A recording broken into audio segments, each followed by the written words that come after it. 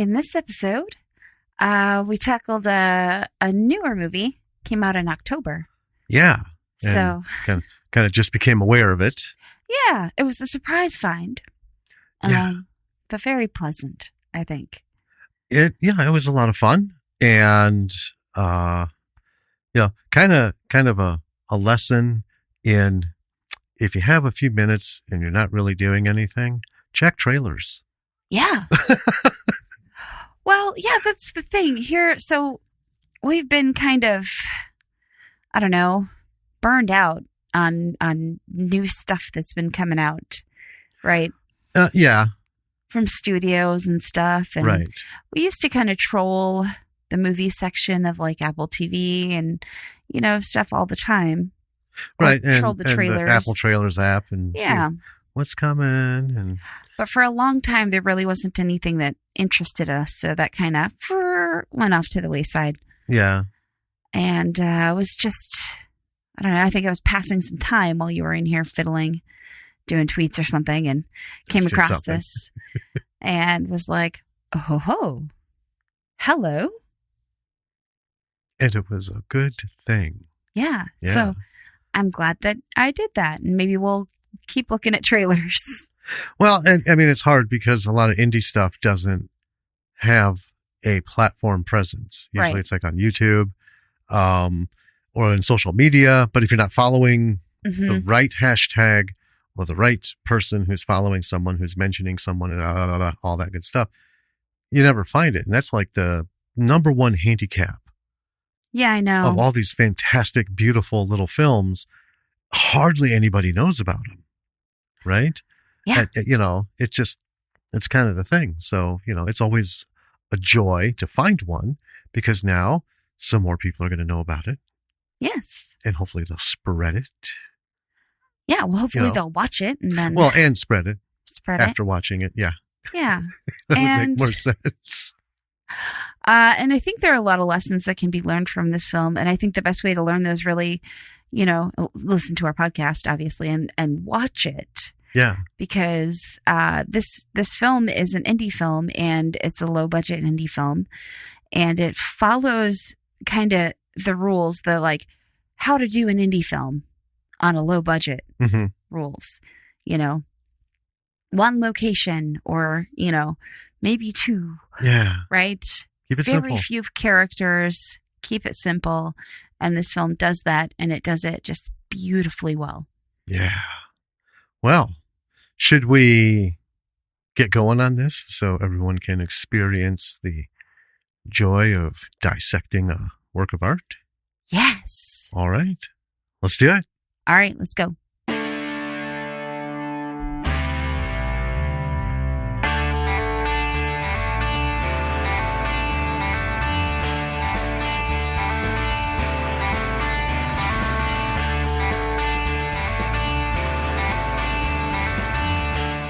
Hey, B-Siders. Welcome to another episode of Bravo for the B-Side. This is Jim.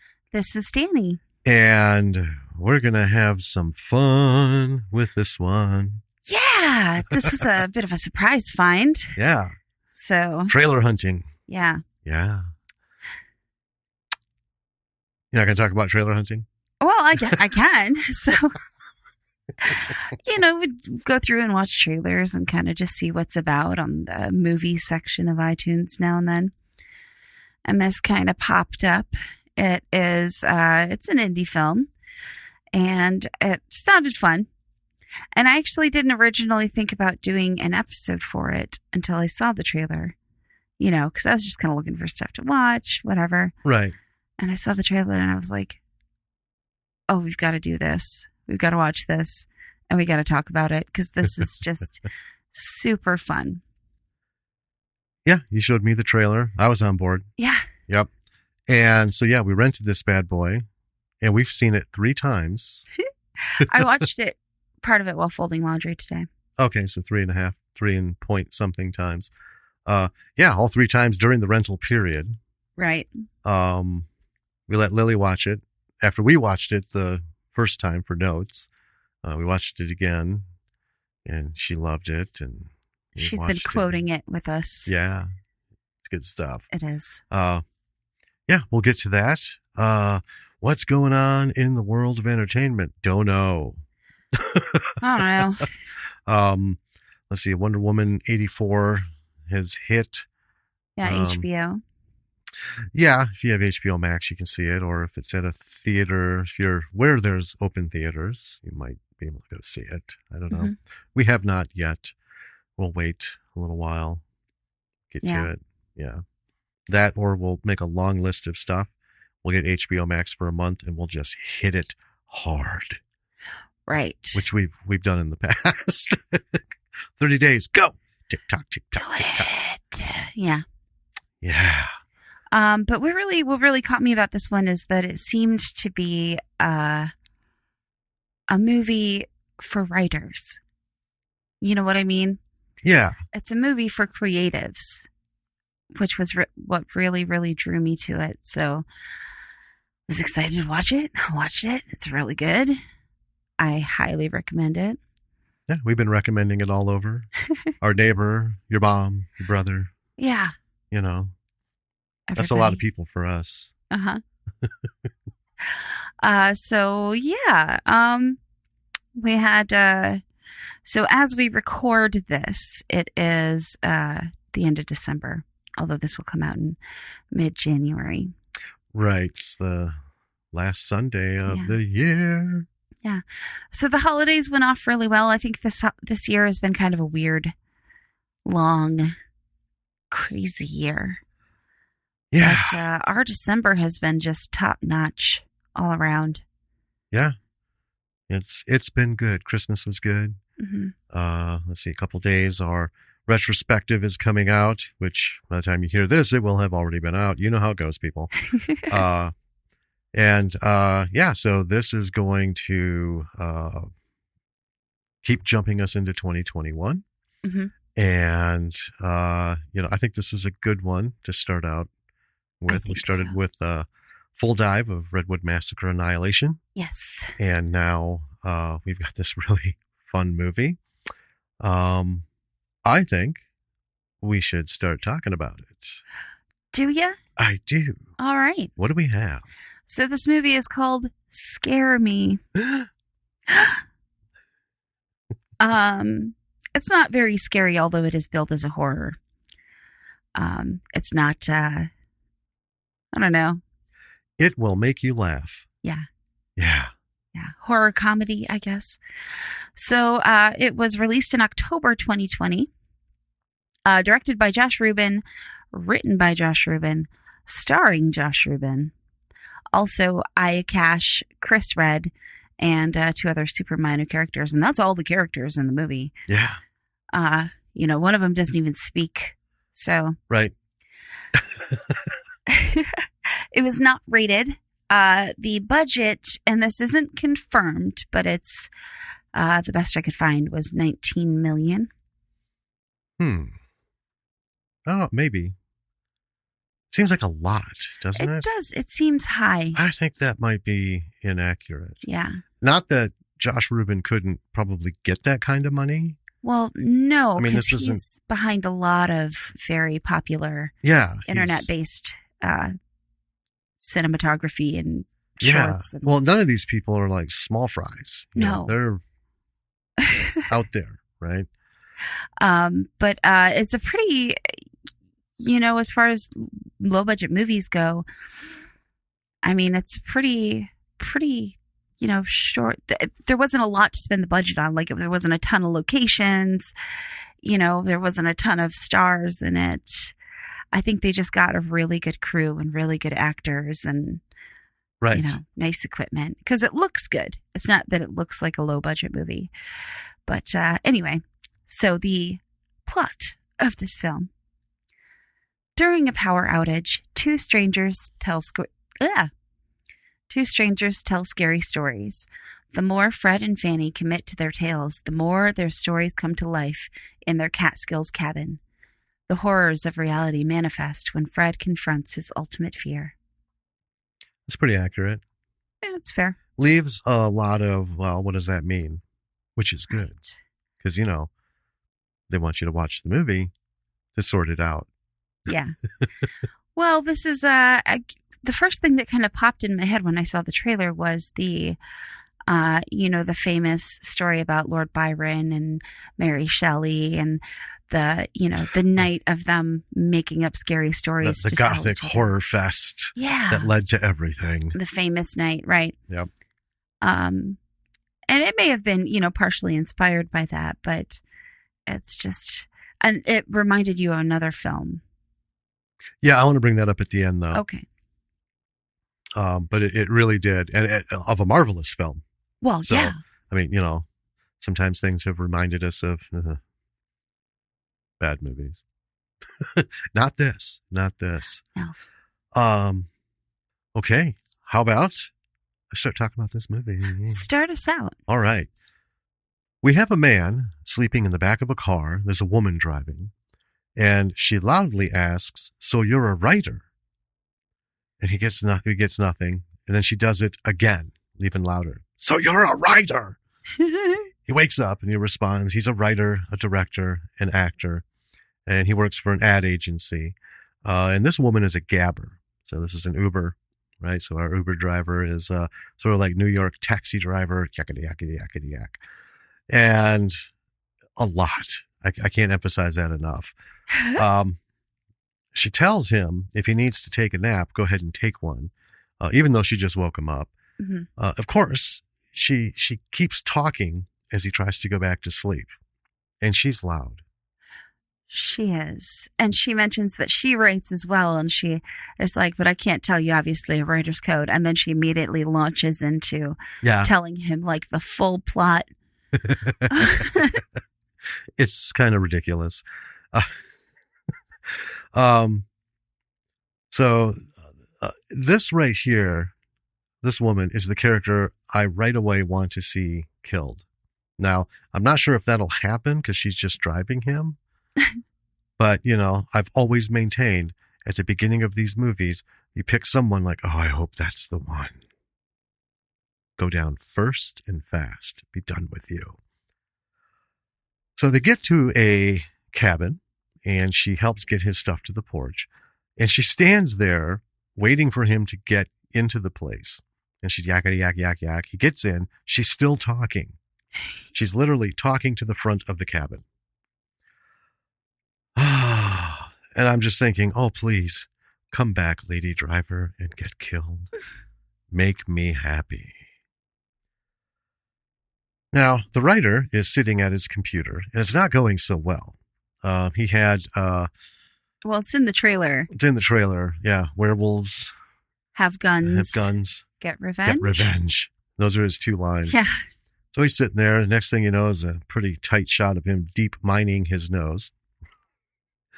He drinks a beer, talks to a stuffed buckhead on the wall, and then he's sitting at the table. He pulls a knife, makes a whoosh sound. Yeah. He's looking for inspiration.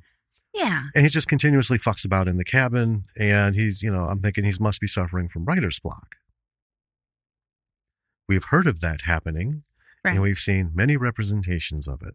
Yes. So, logical, I think. Then he's eating a TV dinner, and I thought, this is like an establishing shot. It's so gross. This is how sad this guy's situation is. I don't want to say life or because we don't know enough at this point. But anytime you're at a beautiful fucking wooden cabin, it's gorgeous. It's huge. Yeah. Beautiful countryside. It's winter out, so it's snow, but even still, it's gorgeous. And the inside is gorgeous, and you're able to be there to do some writing. Well, yeah, it's a very picturesque, cozy cabin, lovely countryside. It's everything. Warm. Ernest Hemingway. It's every writer's like wet dream. If I could end up in that situation. Yeah, just be there for a week. Yeah. Bang out my masterpiece. Right. And he's eating a TV dinner. Yeah. Which to me is just one step above ramen noodles. Right? He hears something. There's a light thud. He looks towards a door. And then there's a voice. And it says, "Let me out." But we see it's him whispering to himself. So he was making the noises also. Yeah, we're hearing his imagination. So he gets up, he opens the door, and we see it from the perspective on the other side of the door. It goes into a dark basement. All of a sudden, he says, "Nope," and slams the door. And both of us right away were like, right move, man. Yep. Even if you're thinking shit up in your head, right move. Never go in the fucking basement. No, ever. You never go in the cellar. No. So then we see him running along a lake shore. It's like morning. He's listening to some nice music. He stops and waves at a woman who's stretching in the middle of her jog. And she's like messed up her knee or something. Yeah, she got a bad knee. She's like, Yeah. rubbing it. I can relate. Yeah. So they chat a little bit. And then she goes kind of limping down the road and he accompanies her. And it's funny because he seems almost kind of like starved to be talking to someone, you know? Yeah. And she's not super interested in his business. This part was funny because the first time we see him, he doesn't want to engage with the stranger in the car, his driver. And he's just, all closed in. Now he's yakety, yakety, yakety, yakety, yak. Yeah. So she's a writer too, she says. Horror. And she has written a best-selling book called Venus. Her name is Fanny. And they're cabin neighbors. Yeah, so this is apparently a whole bunch of cabins. Right. That in can the be Catskills. Rented, somewhere. And her book Venus, it's a very famous zombie genre. Right. Yeah. And yeah. Mm-hmm. And his name is Fred. So he introduces himself and she's like, "I didn't ask your name." Right. So back in his cabin, Fred is Googling her. And it's kind of funny because he's looking her up. There's all these interviews, like lauding, her book and everything. And he's like, "You're not so great." And clearly a little envious, right? Yeah. And his laptop is running low on power. So he goes and grabs the charger, plugs it in. And just about as soon as he does that, the power goes out. And there was a little moment here that I really liked because he takes the charger and kind of looks at it and just drops it. Thunder rolls as the power goes out. It's very ambient.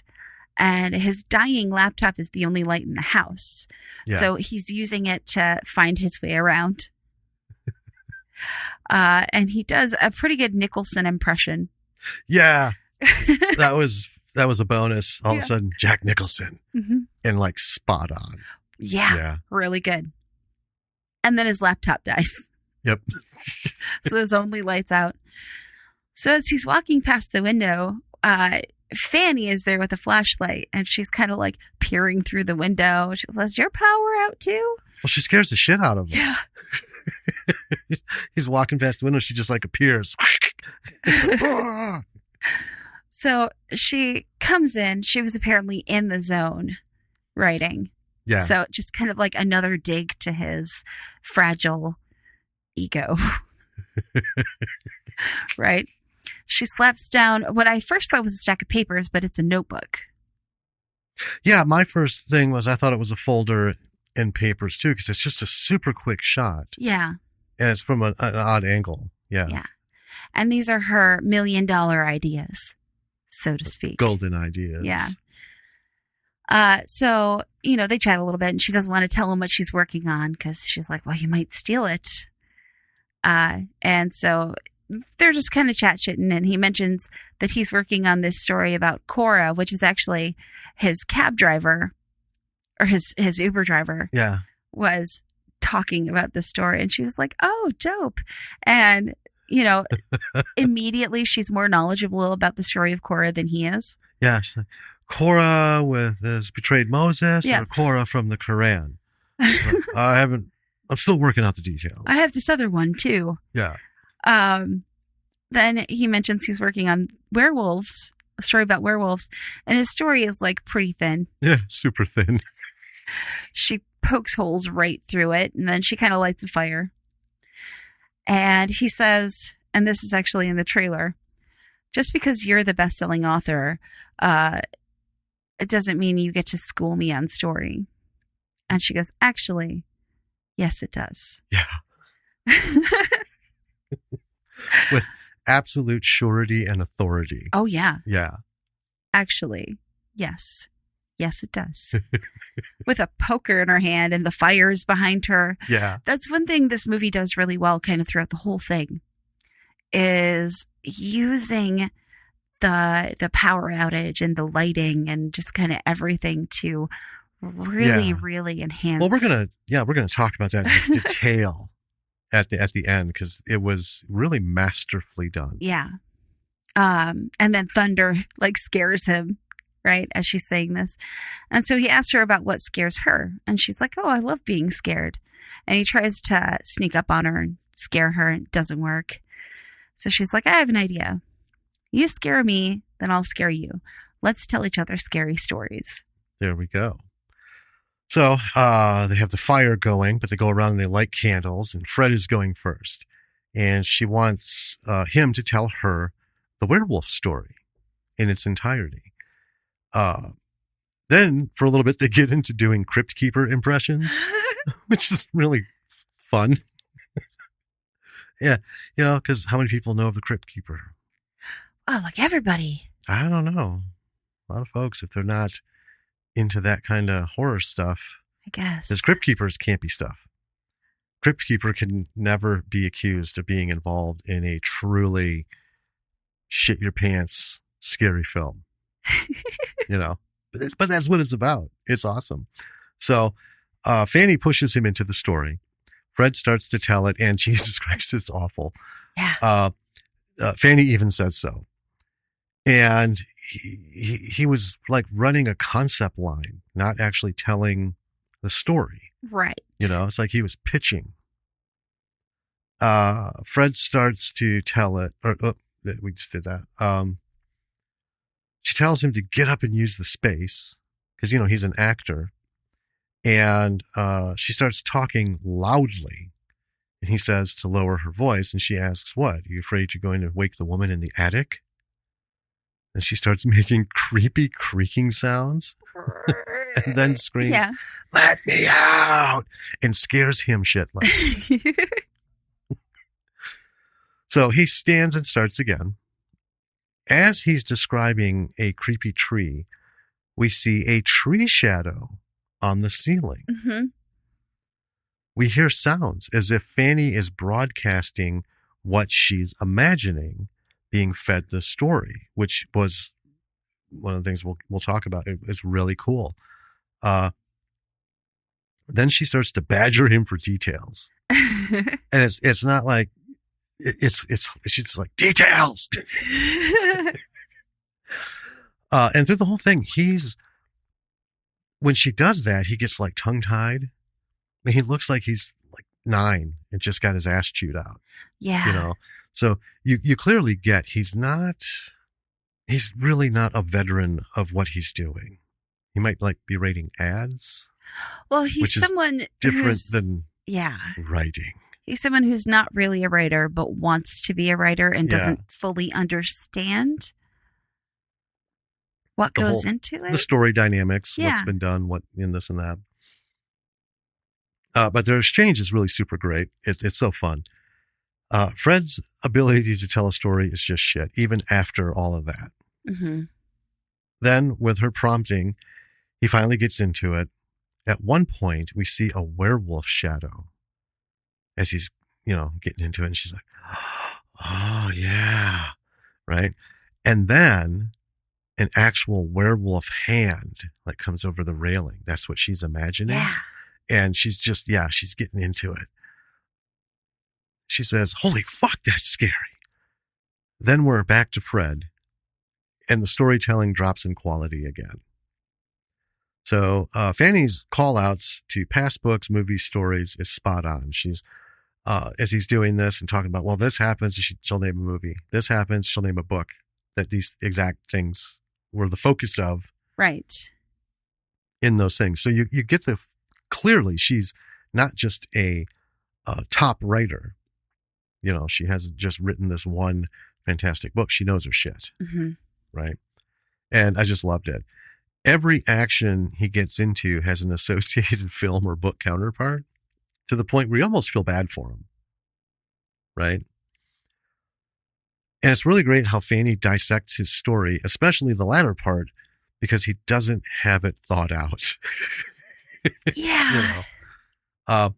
It's a pretty standard example, this whole thing, of someone who knows how to write critiquing someone who doesn't understand storytelling, either in concept or the actual writing. Yeah. I mean, what I get the sense of is that she's genuinely trying to help him. Right. And I mean, she's a little snarky, but we've already picked up that's kind of like just who she is, her attitude. Right. Eventually he finishes and it's her turn. Fanny says, I'm good. Yeah, I'm good. So Fred tries to kind of like wheedle her into it, and he says, well, tell me what you're working on, one of your works in progress or whatever. And she's like, no, everything she's working on is top secret. Yeah. Right. Anything she's got in the pipelines, like she legally can't talk about. Right. They bring up like NDAs and yeah. So she eventually starts telling him a story called Grandpa. And not going to kind of like get into the story itself. Right. But immediately her storytelling is 100 times better than his. It's not even in the same school. No, she's in the stadium with the rest of the story writing gladiators, and he's outside. He's not even like in selling hot dogs. He's outside in some sad hot dog truck in the parking lot. Yeah. Yeah. It's like packed full of vivid detail. Without even trying, she's better than him. And he's at the same time enthralled, creeped out, and jealous. Yeah. Right? And he does a really good job of portraying that in the expressions as we cut to him listening to her. Also of note, love her sweater. It's really cool. I think you should break away for a second and talk about that sweater. So what you found out. What I had so I went looking for the sweater, right? Just very different variations of like sweaters with hands all over them. You see it in the trailer if you see the movie. It's cool. It's a little weird, right? Right. And Lily liked the sweater too. So I thought if I found it, I could get us like matching sweaters. Because I'm such a nerd, Mom. And so what I had found out was that Aya Cash, who plays Fanny, and the other actors supplied their own clothing, as they worked showed up in their movie. own stuff.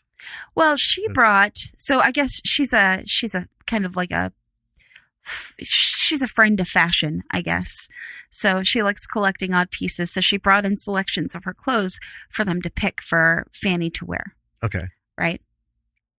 And one of them was this sweater, which she had gotten from a Brooklyn boutique ages back, right? A couple years ago. And they no longer make it. And apparently I'm not the only person who really loved this sweater. Because on her Twitter, on Aya Cash's Twitter, she was like, here's where I got it. If you guys keep bugging her, maybe she'll make them again. She wants to, support that small business. Right. But it was fun. So, I mean, at this point in the movie, I'm like, this is a brilliant low budget movie concept. 2 actors, 1 location. These 2 actors are really selling it. Yeah. Right? And it's them telling stories and acting them out, which is just really interesting and engaging to see, Right. The way the lighting and effects kind of bring it to life. And then Fanny, while she's telling her story, takes a break right at a climactic moment in the story. And she's like, I need a break. And then wants to order pizza. Yeah. And the look on Fred's face at that point is kind of like he was like just about to like blow his load. Right. It was story coitus interruptus. Right. What? Yeah. So she orders pizza, and I didn't put this in my note, but it's pretty funny. As she's ordering pizza, she's like half veggie, and she's like looks at him, and she's like, and half cheese, probably. Yeah, kind of I don't know. It's such a dig, but he doesn't argue it. He doesn't. He just goes with it. That's Fred. Yeah. And she's using his phone to order pizza. I'm not sure why, but she sees a text from his ex coming in calling him a monster. And Fred just like snaps, right? Because she's curious. She's like, what'd you do, monster? And he's like, why don't you just go back to your bigger, better fucking cabin? And essentially tells her to get the fuck out. Yeah. So she literally just steps out onto his porch and starts writing in her notebook. She doesn't actually go anywhere, right? And so he's inside talking on the phone. You see him kind of go past the window. He looks out and she's out there. And her costume, her clothing as she's outside, I liked the coat that she had on. That was very reminiscent, and I'm pretty sure this was intentional, of Little Red Riding Hood. Yeah. Just a little interesting thing there. And so he sees her standing there through the window. And after his phone call is over, he manages to silently sneak up on her and startle her. He's like, I'm done. She's like, Jesus. Yeah, she whips around. Fuck. So he explains that his ex is filing a protection notice. Well, yeah, this whole thing. Yeah. So she's standing out on the porch, smoking a CBD vape. Yeah. Offers some to him. She's like, maybe I should have given you some before you freaked the fuck out on me. So he shares his story about his ex. Their breakup was really messy. He ended up being kind of stalkery, right? Yeah. Writing her a ton of letters, calling her, he's like 200 or 300 times, and threatening to kill her. And then he's like, but we did it to each other, Yeah, I'm going to kill you. Yeah. So he explains that he saw a psychologist and got straightened out, but he hates his life. And at one point, he says that Fanny is living her dream, doing something that requires no effort, right? He's like, it's not exactly rocket science. I know, man. That was like a what? Boom. Yeah. And she's like, oof. Wow. Thanks. So she's like, well, here's something. Why don't you do something? And then she says, it's your turn. So they go back inside. And he struggles a little bit because he doesn't have a story, Yeah. So he just kind of starts, he says he used to do this thing as a kid, when he was a kid, to freak out his brother. So he kind of squats down on the ground. Like a duck walk. Yeah. Kind of thing. Pretending to be a troll. He does a pretty good Gollum impression. Uh-huh. She points it out. So Yeah. he kind of changes his voice a little bit. Gee, troll, you sound a lot like Gollum. So she asks him what his story is. You're a troll. What's your story? Where do you live? And then kind of together, they create this story about a troll that lives in the vent system of an edible arrangements office. And it's hilarious. Yes, it is. And they feed off of each other. And a couple of times Fred gets tripped up story-wise, because she's trying to do the improv thing, right? Yeah. Where you build on each other's stuff, and she'll ask him questions, and he's like, I don't know, story-wise. And I'm just like, oh my God. I know. That's like nails on a chalkboard. It is. It's so cringing. Yeah. I could feel like my C4 and 5 just collapse. It's like, oh my God. He's crippling me. Right? But I feel like she's so gracious about it. Whenever he does that, she's like, okay, well, how about this? And then at one point, Fred, I mean, they've kind of talked throughout this whole movie, and Fred asks Fanny what her kind of like her patriarchy deal is, her problem with white guys, because she maybe once or twice mentions, kind of the whole like, oh, I bet it's a middle-aged white guy, whatever. Oh, yeah, all of his characters. Mm-hmm. Yeah, every one of them that he initially thinks up is a middle-aged white guy. Right. No variety whatsoever. But I mean, in some fairness, because he asked her what her problem with that is, but her part in their dual story suddenly takes a creepy perverted boss turn, right? Yeah. So I'm like, I don't know. As predictable as he is, she's kind of predictable in the exact, like, yan to his yin way. Yeah.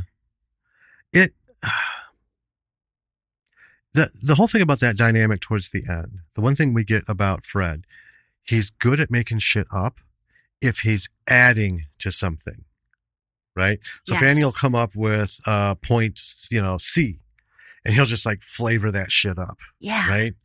And then she'll come up with point D and maybe this, and he'll just like, how about this? Whoa, and same kind of thing. But then when she's like, okay, point E, and that's when he shits himself saying, I don't know story wise. Right. That's where it's just like, bam, bam, punch in the jaw for both of us. Mm-hmm. And then the pizza guy interrupts their story. So they're kind of towards the end of their story. They're sitting down in the kitchen, having had fun, like chased each other around and, played with this troll story. And the pizza guy just walks in the door behind them you can see through the kitchen and startles the shit out of them. Oh, it's awesome. Just, excuse me. Ah! They fucking lose it. So, yeah, this new guy coming in, it's Carlo, the pizza guy. Yes. It just happens real quick. He gets paid, says, hey, that's a hell of a tip. And he says, hey, it's good to see you're not killing each other because, this would be the perfect night for it. And he acts out this kill scene. In much the same way that they've been doing their storytelling. Yeah, he's like, oh no, there's a witness. Oh, I'm sorry. He's doing all this stuff and miming it and stuff. And Fanny looks at him and says, you seem like the kind of guy, in this like North Dakota, you seem like the kind of guy who would like some creepy killer stories. He said, you would be correct. Yeah. Now all three are eating pizza. It's kind of quiet. Carlos says, you think I'd be tired of pizza, right? It's like, no, I love these pizzas. Yeah. I love it. Fred tells Carlo that Fanny is the one who wrote Venus. And Carlo right away isn't buying it. You wrote Venus. You wrote Venus. I was sitting here with someone who wrote Venus, eating pizza. And then he gets it. Fred says Carlo is in for a treat because it's Fanny's turn to tell a story. Fanny says it should be Carlo because he's the newest one. And then Carlo it's in the trailer, but he gets into, maybe we could do a story about, like an army of babies, dead babies, their little hands. Like, no, we don't want no bottle. We want blood. And it's just, I love it. Even seeing it like a couple times on the trailer. Yeah. It's still delivered. So Fred says they could do one about a teenager in school where he gets sick and his skin falls off. And Carlo comes up with a title. It's like Too Ghoul for School. Right. Something like that. Fanny's like, oh, that's awesome. Starts writing it down. And Fred gets upset. He's like, that's not your idea. He's like, well, it's not an idea. I'm writing, it's a title. I'm just writing, now. And Carlo's like, hey, man, I'm the one who thought it up, and I'm not upset over it, Fanny asks, and then there's one point where she just like cuts Fred down, and Carlo gets into this whole, you're emasculated. You're an emasculated man. And then Fanny stands up, she's like, who wants to do cocaine? And Carlo's halfway up, and his hand goes back down, about 3/4 down, and then up. So now they're in the living room, and Fanny is dumping out an obscene amount of cocaine on the table. I mean, this is not like, your standard party person's little vial. This is a little beefier. It's like, boom, boom, boom. And then it's revealed that Fred has never done coke. So they start laying in on him, calling him a pussy. When he says he doesn't do drugs. Yeah, doesn't do drugs. Like, you've never tried cocaine? You've got a pussy. Blah, blah, blah, blah. So then we see Fred coming up. He's snorting along with them. He wipes his nose. And they're all going at it. And Fred pushes Fanny to do Venus. Points out that Carlo is a huge fan. And he would love to see it. And Fanny concedes. So she begins. And then Carlo jumps in, aiding her with storytelling. Yes. And it's like the troll thing again. It's wild. But Carlo is way better than Fred. Yes. And so they kind of jump into this thing. And they just have Fred shitting himself, in part because they're so good. But we also see Fred going through the various escalating stages of a cocaine high. Yeah. And it's just, it's hilarious. And so, yeah, the coke is getting to Fred, which is not helping with his observing the story. So there's a couple points where things are kind of blah, blah, blah, blah. Because from his perspective, he's not getting what they're saying and doing. He's just freaking. But at the end, Fred leans forward. So Mom just turns into a zombie vampire. And then Fanny goes into this weird explanation. Chink in the armor. Yeah. She goes ahead and says, well, we didn't really She's like, we don't call him that exactly. Yeah, we didn't really give it a name. So the great and mighty horror author has a wrinkle in the story that's just ignored. Which I thought was pretty cool because I can think of every book I've read. There's always a little something. It's like, either this whole thing was edited out and you couldn't just like get the strings. Right. Right. It's just kind of a thing. Because there's always like a little something that just kind of goes nowhere. Well, it's a kind of theme that I caught throughout the movie. Fanny, besides her substance abuse issues, struggles with endings. Yes. Like that's her Achilles heel as a writer. Yeah. Yeah. Because that was sort of I need a break. Yeah. Like right there at the end. Uh-huh. Yeah. All right. So back to this. Fred says he doesn't see it. Right. Carlo and Fanny kind of get on him for it. But, Fred's legit in this one. He makes sense. Because we're watching it and we're like, it's a little, yeah, okay. And then she gets into this whole thing about, it's about your mom, Yeah, it's about the relationship between sons and mothers. Moms, and Fred goes, well, my mom was kind of a bitch. So you can see it's not registering with him. Carlos like, damn. So Fanny ends it with a toast to Carlo. She pours him a glass of wine, and as they toast, she just starts downing it from the bottle, like chugging it. Carlo asks if Fred is going to go. Fred suggests doing something cheery, not about tortured kids. Right. Right? Like something with a song in it. Musical. And then they come up after a couple quick bouts around the table with a singer possessed by the devil. And Carlo says it sounds so fucking epic already. And then they keep bouncing ideas, and it's great. All three of them are into it, and you can see this again is a perfect cinematography, cinematic wonderful capturing of the creative process, because this is how we work. Oh yeah, I saw so much of our bouncing stuff, right? in this movie. It's just like how it goes. Folks, we have a whole document with just one sentence. What a movie about this, about this as a storyline, and we would go through those one by one. Got anything? Nah. Okay, skip it. Because our whole thing is you don't force the issue. Someone didn't cut us a check and say we want a script on this in 30 days. Right. Right. So we have these ideas that we write down because it's what writers do, and we start bouncing. And if it starts bouncing real good, then we're like, okay, we stop. And then we set up a document and we start recording those ideas. And then we pound out the rough story. And then we break that down and how, what's the whole thing going to be. And then we start blocking it and everything to write a script about. So yeah, this was awesome because this is like a writer's room, right? Yeah. People think a writer's room. It's not just a bunch of people sitting, really quiet, and doing nothing. They're, they got to make this episode. So there's an idea and, they got like 2 days to get this fucking thing done so they can start shooting it. They bounce ideas off. So this was really fun. All right. Then they tell the story.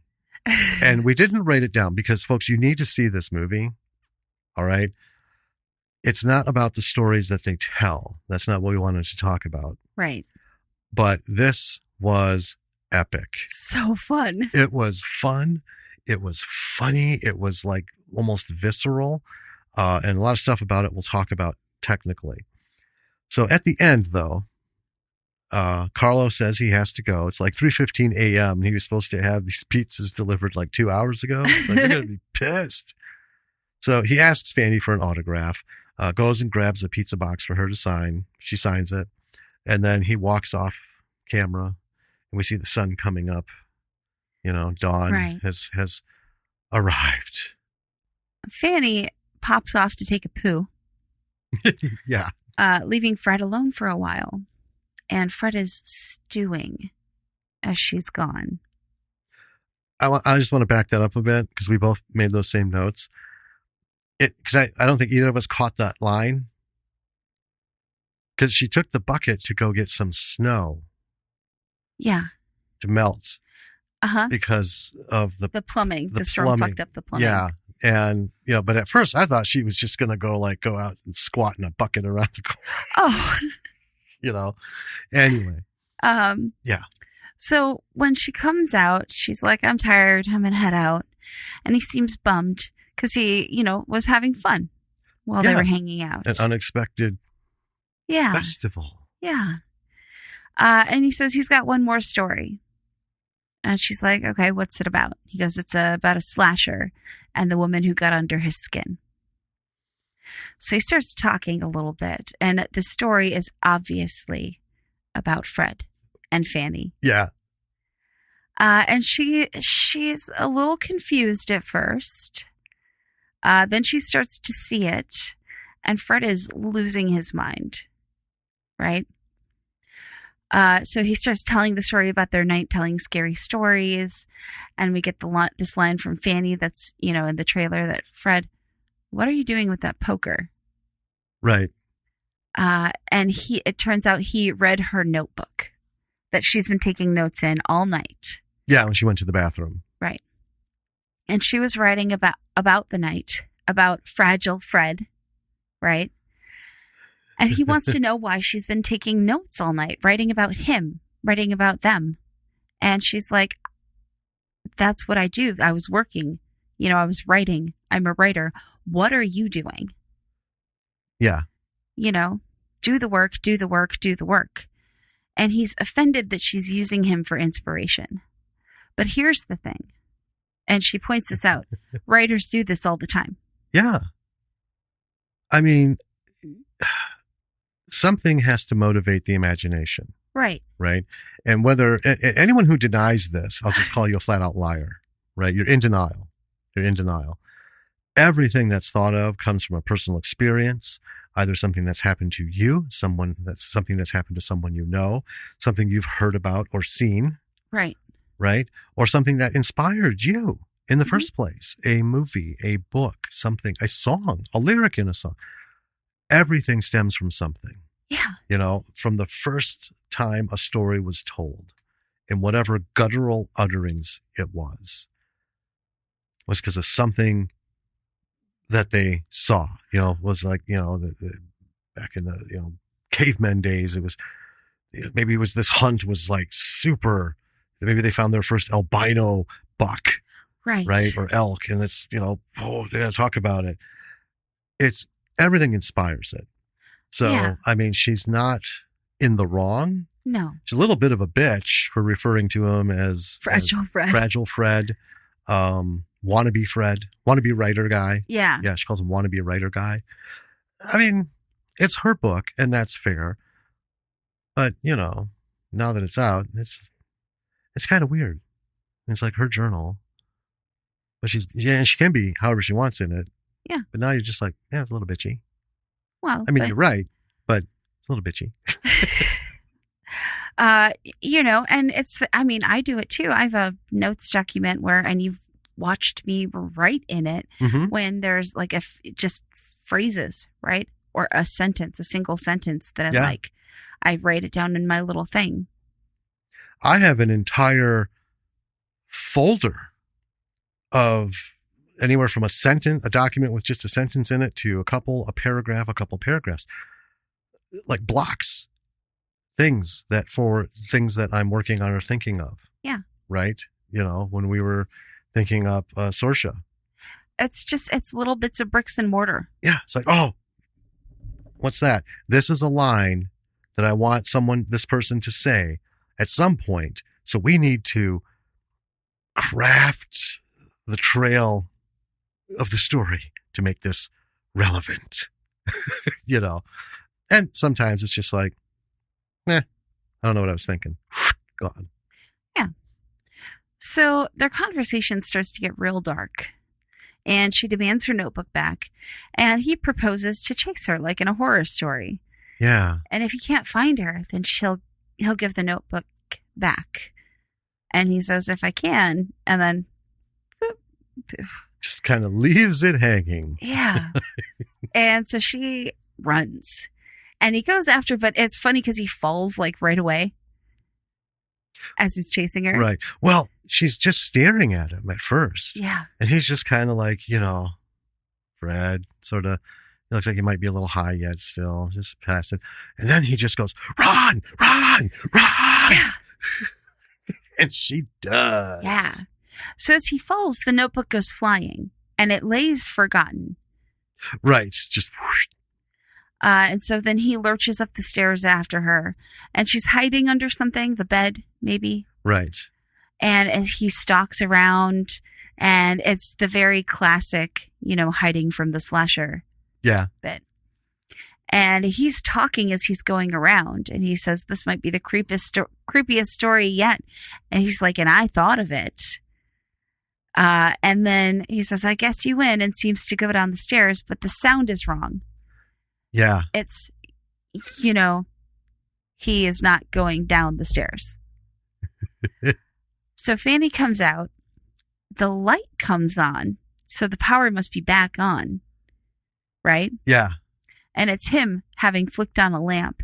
So she runs down the stairs, and then the camera stops at the top of the stairs.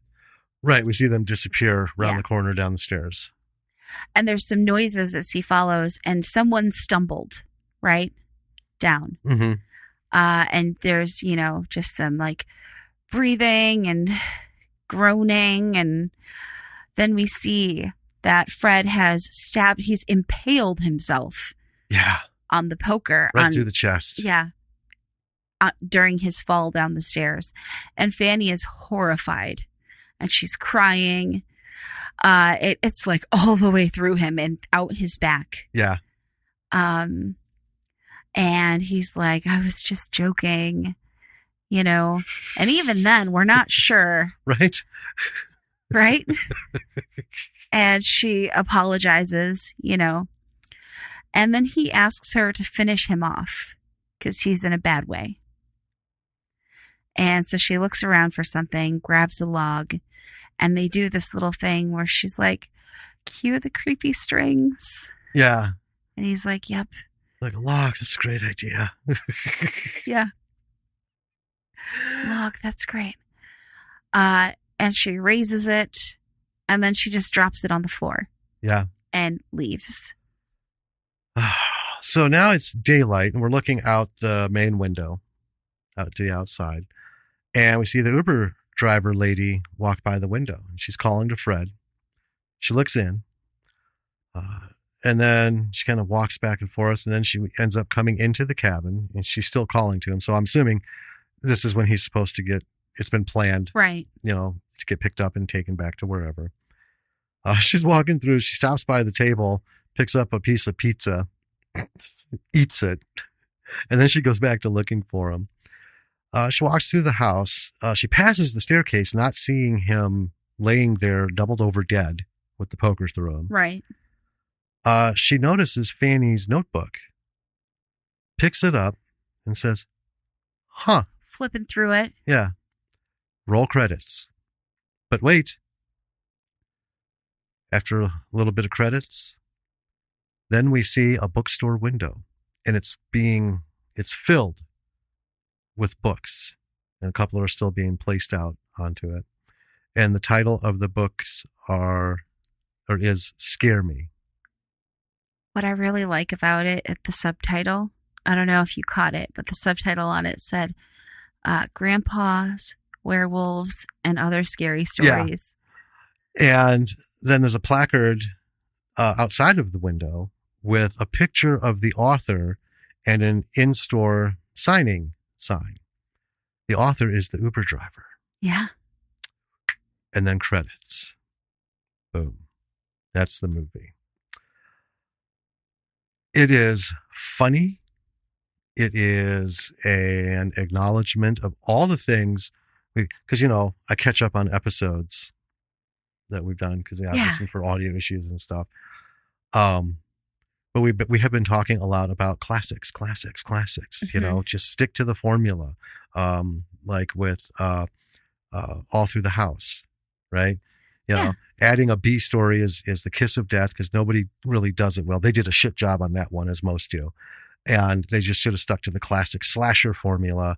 Just bring this fucking guy in, turn him loose, and let's see the blood and body parts fly. And then at the end, it ends how it ends. He dies or kills the last one and he runs off into the woods, whatever, Formulas work. This hits all the basic formulas. And the movie, because I'm like, God damn, what is this? And I was tapping my head. I couldn't think of the name of it. I knew who was in it, right? Mm-hmm. So I had to look up Christopher Reeve to see.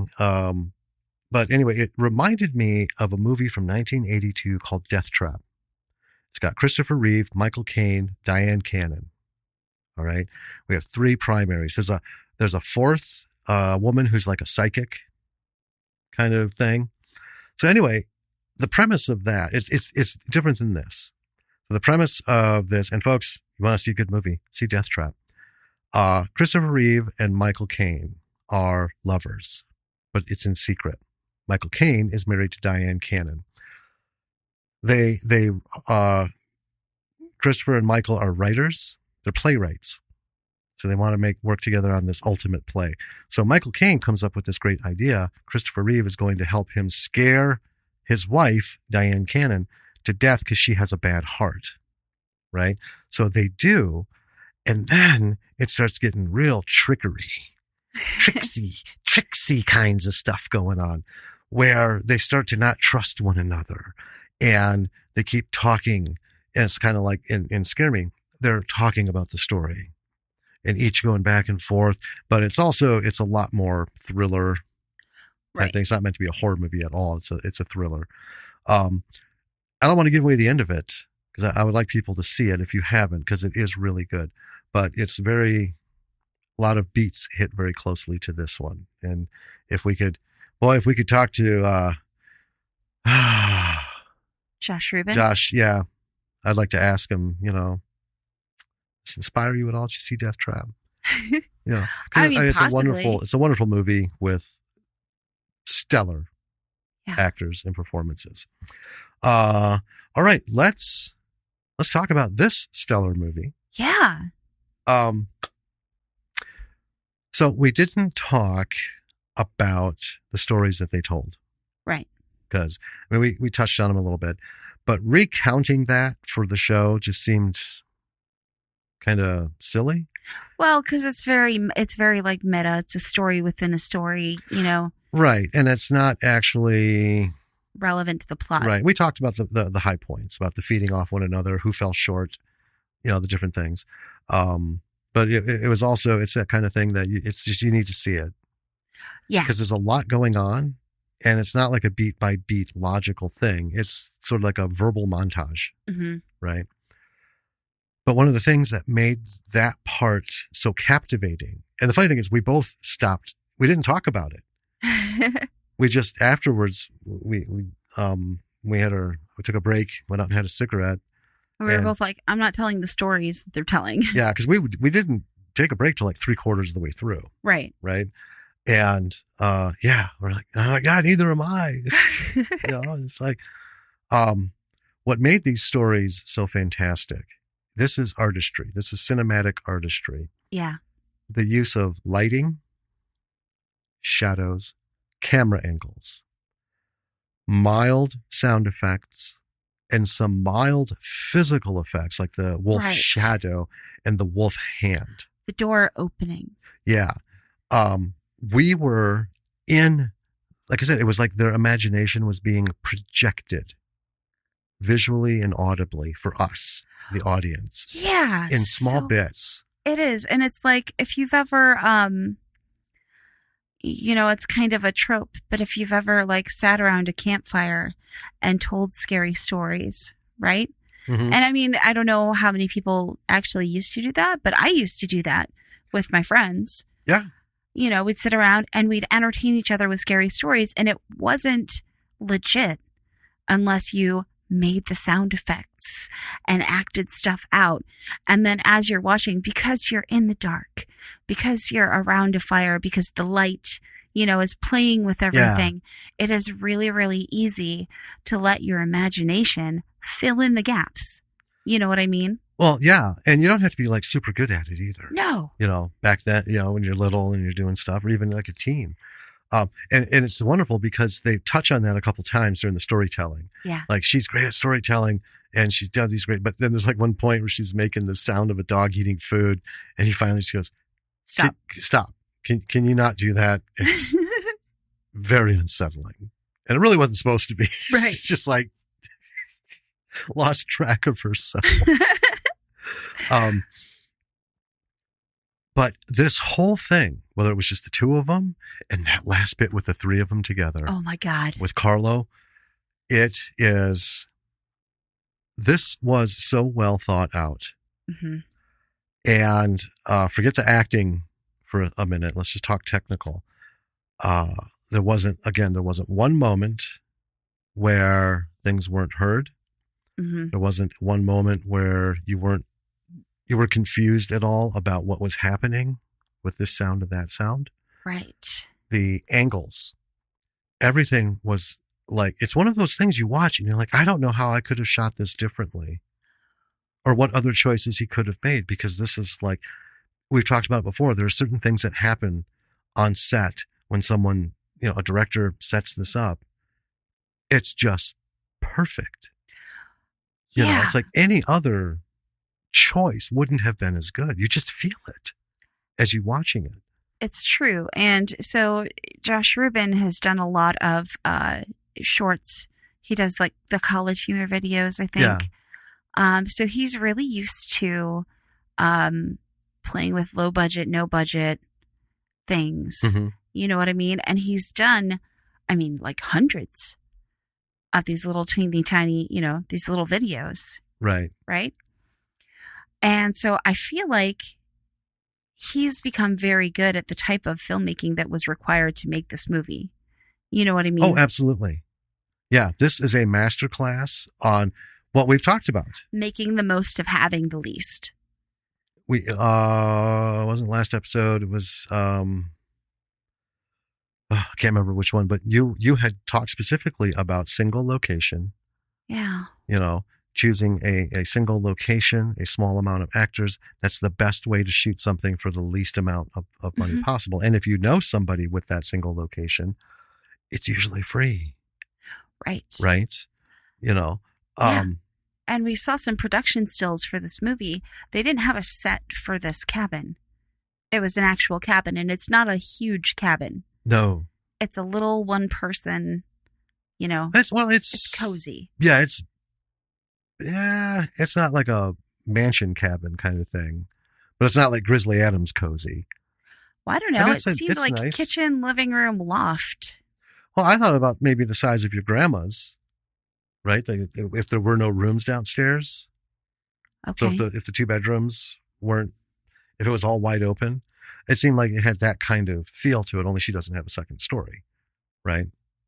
But that's kind of what I got the feel of it, because, when you look at it from the outside, it's pretty nice. But I mean, I'm not saying it's like not big. It's not like a single family home size kind of thing. Living room, family room, dining room, kitchen kind of thing. Right. It's a nice open plan. But like from the one shot, you can see when they're standing, well, that's pretty good, because you got the stars, you got the director, you got the camera and sound guy all in that picture that they shot. And you're like, oh, there's still, plenty of room. It's not like us in the bathroom doing Alice. You got 7 people in one stall. Not even in the stall, in the corner. Everyone's elbows tucked in. But it was really good. That's one thing I want to note too. So we did buy it. This thing has a commentary on it, director and cinematographer commentary. We haven't listened to it. We should listen to that tonight. Well, we should. But we when we have access to those kinds of things, we typically don't watch them before we do the recording of the show, because I'm sure a lot of our questions are asked or answered. Oh, probably in there. But it's more fun not knowing and asking the questions here, on airs, we're talking and in our notes and stuff, I wonder if this was that. I wonder if this was that, we'll know eventually, but I like talking about it, not knowing, because sharing that not knowing, with listeners, it's fun. It's part of the process, So anyway, let's get back to the technical bits. The whole thing of storytelling, the campfire. Yeah. You used it. And if you didn't have a campfire, or you could only make like a teeny tiny one, you use flashlights. Yeah. Flashlight. Using light. You lean into the campfire to make the point across, because you're the narrator and you want everybody Vincent Price style, checking you out. And then you back up away from the fire and you're all full of shadows and everything. And you do the creepy stuff, flashlight under the chin, flashlight, angled into your face, you just kind of move it. That's the magic of film. If people understand that, they can utilize it. And holy shit, did they? Yeah. In this. It immediately, visually, sets your mind to a radical shift, right? Your brain is already set while your eyes are still trying to like soak it into your consciousness. Oh, this is like creepy, scary. And then you just feel like in the back of your brain, I fucking knew that. Yeah. As soon as that light pattern hit, this part of my brain, we knew it was coming, friend. And then you have great actors. So you have all this technical shit that is wonderful. And then you have great actors who bring it. Yeah. I mean, these two, Aya and Josh, were, besides Chris Redd, who played Carlo, and he was wonderful. Yeah. But Aya and Josh are throughout the whole movie carrying this film, right? Yeah. And they're so engaging and so good, the both of them. Yeah. I mean, Josh's inability to, Fred's inability to tell a story as a character is, I don't know how to describe it. Like, Josh's ability as an actor to play that and to also like really get into it when Fred gets into it. And it reminded me a lot of our talk with Tucky way back. Girl scene. No one understands how hard it was to write those terrible lines. It takes a special level of skill to not only write something, but also act it. Right. Right. So you have to be so good to be so convincingly bad. It's just funny. It takes like yin yang, right? so awful, but he's such a good actor. It's just all mushed together, you know. Yeah. But the thing that made this work is these two, Josh and Aya, have a presence. They are extremely talented. No one can deny that, because their physical presence in the frame, without anything going on, was almost commanding. Mm-hmm. You just wanted to look at them. And then they started doing stuff. And then you wanted to look at them even more. But this is the kind of thing we were talking about for the short that we want to do, Truth and Stone. It's about two people. One location. But it being a short, obviously it's not this laid out, but it is a conversation. And whoever we pick has to have that presence in the lens. Doesn't matter the writing, doesn't matter the story, doesn't matter the exchange or the point of it all, right? If we can't find two people who can, for 13 minutes, make a viewer just like, every second that goes by, I want 5 seconds more of them. Right. Kind of thing, right? And that's a huge ass gamble. Yeah. Not just for like a studio, right? We like this movie, it's going to be kind of a one-on-one thing, you know. Yeah, we got to find some good people, right? Because otherwise we're going to put a lot of money into this. Well, they've got people to go out and find people and stuff. But when you're an indie maker, Josh banked on himself. That was number one. Yeah. Like, you know, I did this and I'm going to direct it and I'm going to act it. Well, the saga of the writer, producer, director, actor all rolled into one isn't always a successful one. Rarely is it a successful one. As we have discussed many, many times. This is an instance where it worked. Yeah. It worked. The advantage, if you're starring in something, the advantage of writing it is you're writing it for yourself. A la It's Always Sunny in Philadelphia. Yeah. How do you get a pilot sold? Well, you write it about you and your other two friends who are also want to be actors. And yeah. You write it for yourself. That's how you make it succeed. It was a gamble, always is, and it worked. It worked. He is fantastic. Aya is fantastic. Yeah, she's wonderful. Oh, man. And I got to tell you, this had me guessing towards the end because we know something's going to happen. Right. We know this isn't just going to end up with them either like, fucking or going off to be, best friends or somewhere, one of those things. We're like, this is going to end poorly, but for who and how, right? Because so many times we've talked about how, it's so obvious, the setup, this character, right? And it was super obvious. He's got mental issues. Mm-hmm. He's very charming, very aloof. Right. About it, we threatened to kill one another and I kind of stalked her and, oh, okay.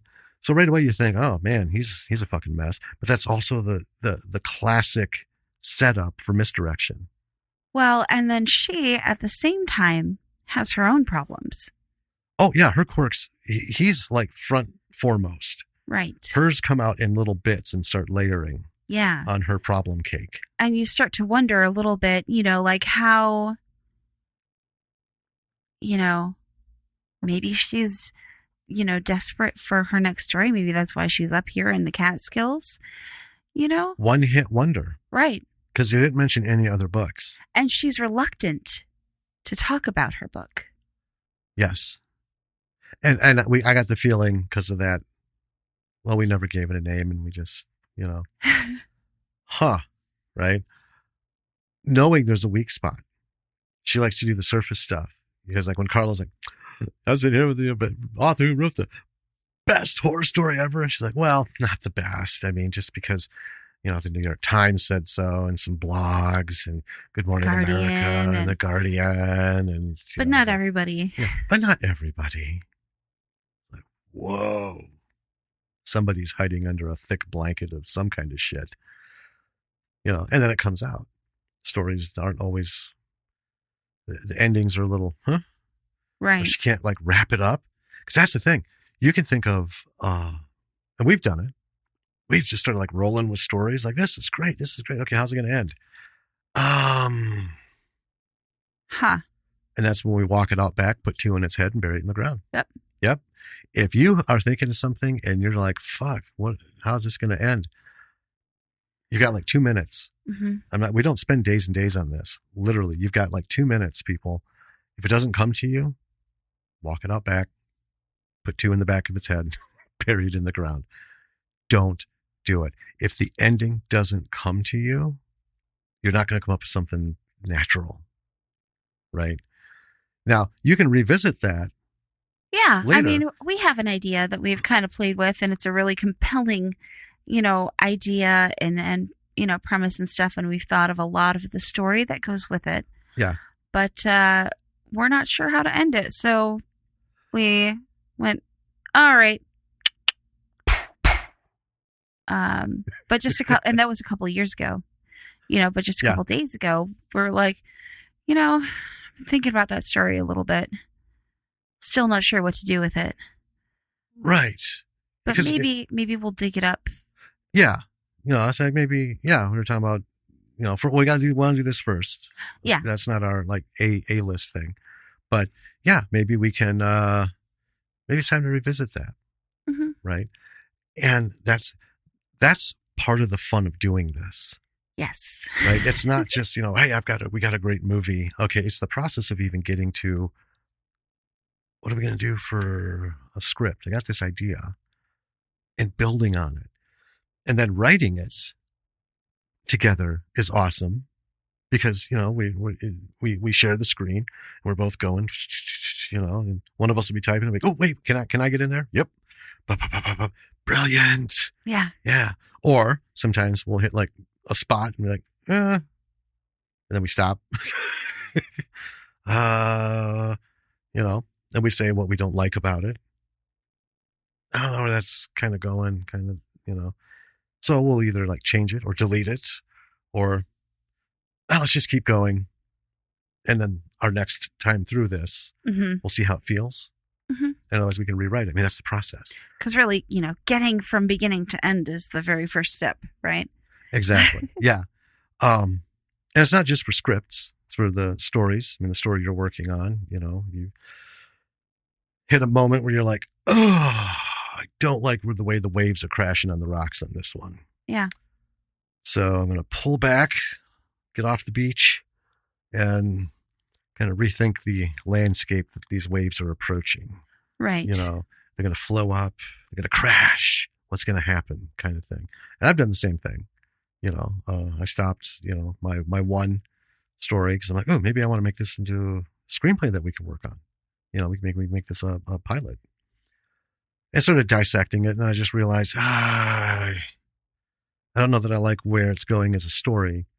So until I correct that, I'm not going to spend any time converting it into a pilot series format. Because I got 12 chapters of that thing sitting there. That's what you got to do.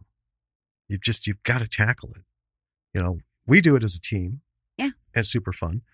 But before we were a team, we were doing it, and it was still super fun because that's part of the process. It's even though we're working together, we're still in our own heads. Yeah. And it's, each do things a little bit differently and working it out. If you follow that formula, enjoy the process, recognize when you need to walk it out back and put it down, start something new, you can end up with something like Scare Me, a very small film, cast of 5, 4 with anything going on, 3 with, the bulk of stuff going on, and really only 2 beginning to end. Yeah. And he didn't try to rewrite the classic, tropes. Right. Right. Sometimes people, oh, that's so trope. Everything's a fucking trope. Because it's all been done before. A trope, and everyone steals everyone's ideas, And that's how doesn't they even play that at the end with with the Uber driver. Yeah. Taking the notebook and publishing the stories. Yeah. You know? Hey. That's just how it is. It is. And there have been stories from the past centuries, people who have stolen other people's work, achieved fame, and sometimes people are successful in suing or getting it, but in court. And other times it's like, hey, he stole this, and it's like Edison and Tesla. There's only going to be one winner. Doesn't matter how or who, and the other person's going to be destitute and fucking forgotten, right? That happens in the creative world all the time. Yeah. We talk about William Castle, right? And everyone's about, and deservedly so. A lot of people talk about William Castle or fans and, the whole thing. But then one thing we pointed out is, Rob White should have his own retrospective. Yeah. Because he's writing all these fucking movies, but they're William Castle productions. Right. So it's William Castle, which is a bigger name than even the stars like Joan Crawford. Right. Right. It's just, it's wonderful. It's wonderful, and it can be frustrating. But, dialogue. It was really good. It felt supernatural. I am 99% sure that a lot of it was kind of like improv. I think there was a lot of freedom to their It seems like dialogue. It seems like it. And that's testament to the writing. Yeah. And the production of it in general, the acting. A lot of times you can't tell when it's verbatim from a script because it's so well written, the concept and everything. And when they go off the rails, it fits, which means they are good enough at improv and good enough actors and understand the whole thing of cinema where they're not going to go on these wild tangents. I love Robin Williams. So many people loved Robin Williams. His comedy was fantastic. But the thing he was famous for was these super fucking tangents out of like reality. Yeah. Right. And they were brilliant, but they didn't work in movies all the time. Well, yeah, they didn't always serve the film. Right. And it was mostly for stand up, and it was mostly for his little bits when he that was part of his process. Well, that was him, these manic bits. But you can't, like try to copy that and just keep doing it. So it's a small setting. These two people talking horror stories. To have someone run off on some weird ass tangent would have killed this thing. Mm-hmm. Would have just put a knife right in its chest. So if it was improv, that just doubles how good they are, that they're skillful enough to keep it on track in the parentheses of the mood and scene description, But I think the pacing was really good too. The back and forth. Yeah. I think it was. I think that, I think that, the way that they chose to pace the movie, it sounds weird, right? Because it's just a movie about two people telling each other scary stories. Right. Which doesn't in itself sound, I don't know, with words all that engaging. You know what I mean? I mean, yeah, on its face, it's like, what's this about? Oh, two people telling stories for an hour and a half? Right? Fuck. But the way that they used, all their technical stuff, the lighting, the little things with the house, right?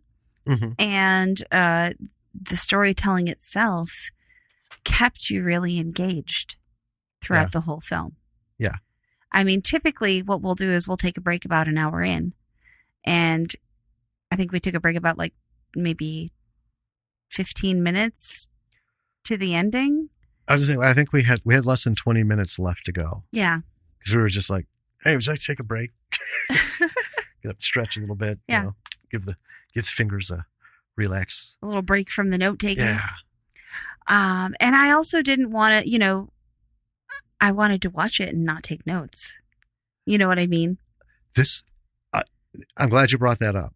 That is, I think, for us, one of the biggest endorsements we can give a film or the biggest criticisms.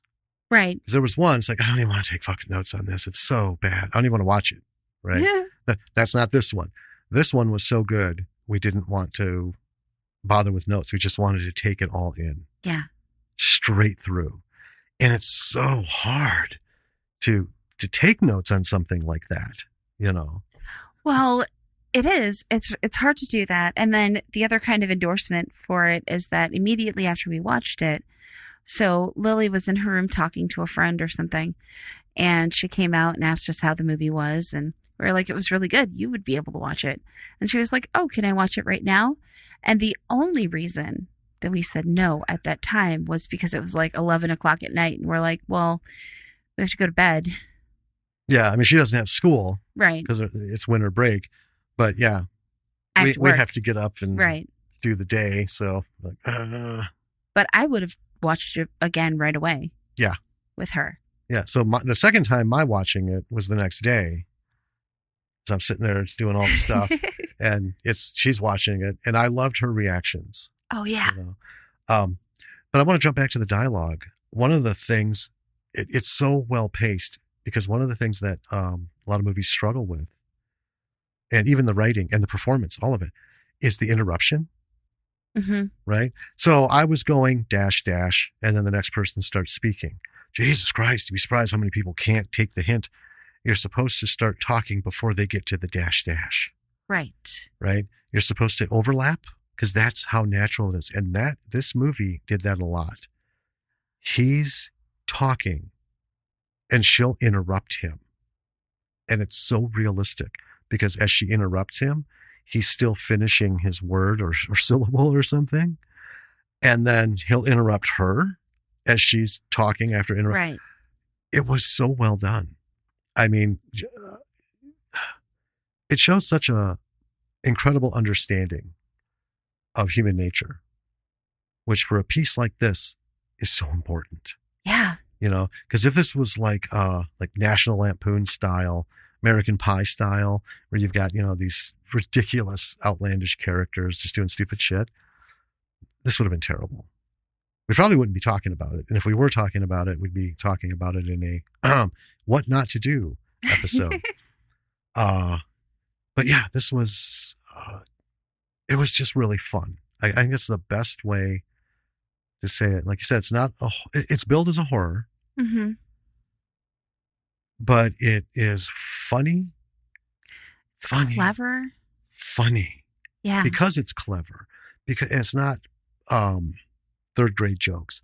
It's not potty humor, you know? Right. It's like real mm-hmm. humor, you know, and not like super cerebral where, you know, like those cutouts like Family Guy. It always makes me think of that when I see that shit in movies.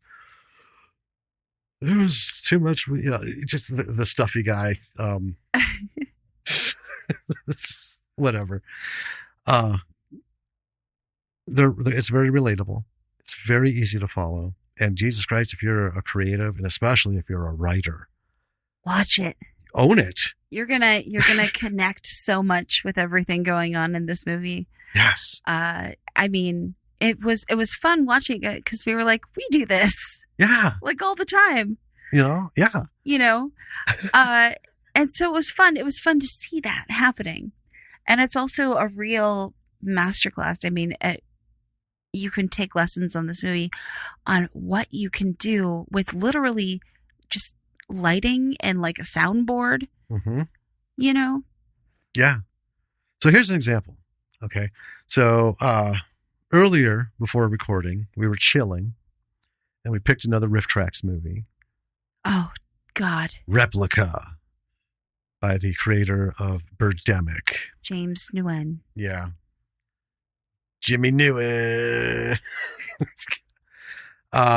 So it's so bad on so many levels. But one of the things is to save money, right? You can tell they shot like an actress or an actor sitting. One day I'll just get actress out of my head. I try so hard to get rid of these differentiations. So you have an actor sitting at a little desk, actually like these desks in front of us. Yeah. Right? These chintzy little, I mean, it's just for podcasting. It just needs to hold up our laptop and clamp a mic to. I didn't get anything super expensive or fancy. Plus, when we move, we're going to throw it out. So, easy to part with. But anyway, this is what this person was sitting with. And she's sitting there. And she's like an inch and a half tall on the screen. And there's this massive poorly done digital background. right? Completely green screen. Yeah. And it looks so cartoony. Like Windows 98 style graphics. Fuck, yeah. It was just so bad. And I was thinking, because we're getting ready to do the recording, what a contrast. A perfect bookend. So here they have a scene, right? And they're trying to get some things across. And the camera work is terrible. This green screen thing is a joke, right? They couldn't even like pretend to put an effort into making a place look like some kind of lab or a doctor's office, right?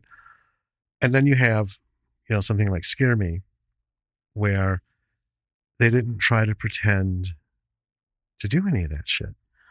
Right. Angles, lighting, and performance took you from the cozy cabin into each of these stories, into its ups and downs, high note, low note, all of it, even when Fred is doing it poorly.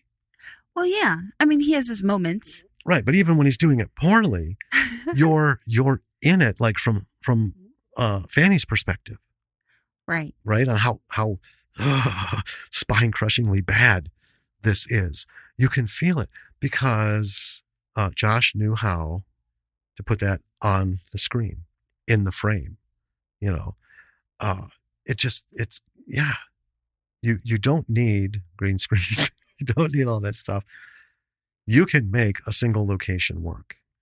Yeah. And if you're like, yeah, but my short has all this techie tech. If it has techie tech and that's the story, then there's a problem. Techie tech shouldn't be the story. No. Story should be around the techie tech or involve the techie tech. But we have seen some other great little films and shorts that have to do with, futuristic tech stuff, and it's not even there. It's referenced, and it's done in such a clever way through the storytelling, where it's not important to have a phaser and laser shots. You don't need to get your Star Trek toys out of the cabinet. It just, God, see this. I implore you, see this. Yeah. I think it justifiably follows Redwood Massacre Annihilation. As Redwood, David is a master class of how to get classic horror slasher stuff going, right? Yeah. All the beats, bam, bam, bam, how to use the people, bam, bam, bam, the environment, all that good stuff. Plus, he's shown he's really good at editing and all the other stuff involved. This is kind of the opposite of that. This is the classic kind of like creepy thriller. Yeah. Not really a horror. And, a tight ensemble piece. You got two people, right? And how to make that single location work in a myriad of ways. Because we were transported all over the place. Oh, yeah. We're in a and the whole time you're in this little cabin, And in our minds, when we're listening to it, we're in that airway. We're in that basement. We're in that attic. We're in that, on that stage or in the audience. And right. Just crazy shit. Yeah. But that's on the goal, screen, people. Still that's the cabin. Yeah. It's just really fascinating. And I think, this movie is, I don't know, it's just perfect for creatives to watch. It is. I think the last thing to mention really would be, don't be afraid to have fun. Sure. Clearly, he wrote this for it to be fun to watch, but also just have fun making it. Right? Yeah. Write what you want. Write the thing that's in your head. Above and beyond people telling you write for the market. Because starting to get a little annoyed with the number of emails I'm getting from Stage 32. They're really I'm getting a little annoyed with them too. Pushing, hey, industry insiders say this, and I don't fucking care what Netflix wants. I don't give a shit, because unless they're gonna talk to me tomorrow at noon and send me the contract at 1 and give me my check by 2, I'm not fucking interested, because by tomorrow at 4 they're gonna want something else. Yeah. Right. Don't give a shit. Don't listen. Don't write for the industry. Write for yourself. Because the industry, we're just going to go ahead and say it. And everyone's going to argue who's out there because it's, their livelihood's on the line because it's their job to say, follow the industry because we are the industry. Right? But indie filmmakers don't listen to that bullshit. No. Make your shit. Write what you want that feels good. Make it fun. Mm-hmm. Starting to get a little pissy now. But don't get pissy. Watch the movie. Yeah, watch the movie, folks, and have fun with it, mm-hmm. and let it inspire you. Yeah, have fun. Well, yeah. With that, you should go check out our website, www.lordsofmisrollproductions.com. There you can find past episodes of this. I'm getting into it. Of this podcast. You can find our blog and links to our social media pages, and also links to where you can find this podcast on other platforms. So all the big ones are there. Yep. Also, a link to our Patreon page. Yep. If you like this podcast and want to support us, go check that out. Yep. Everything's there. It's pretty simple. Literally couldn't make it simpler. Yeah. Just couldn't. So read it. Do what you want with it. While you're checking us out on platforms, whatever platform you're using, please give us a rating. And a review. Review would be nice, but ratings are important. We keep saying that every week, and we will until they're not. Yeah. At which point there will probably be nothing being broadcast if ratings become unimportant. Yeah. I think that's about it. That's about it. Rolling into 2021, this will be the second episode of the new year. So hope that you are all kicking it off. If you're not already knee deep in stuff, we hope that you're like ready to jump in to get knee deep. Yeah. Into it. Make 2021 your bitch year. Yep. Okay. Make 2021 your bitch. Yep. There you go. Okay. Yeah. I'll go with it. Okay. Yep. Saddle that bitch up and ride it. 2020 fucked everyone so hard. It's time to fuck back. Yeah. I love that tickles you. Oh, God. Also on our website, email links to reach out to us if you want to suggest something, talk to us about stuff. I love hearing from you. Go ahead and do that. Yeah. We do get back to folks. If you've done something, been in something, written something, dreamed of something, let us know. Yeah. See what we can do. Anyway, in the meantime, until next week. This is Jenny. This is Jim. And we'll catch you next week. Just said that. Yeah. Keep at it, folks. Bye. Bye.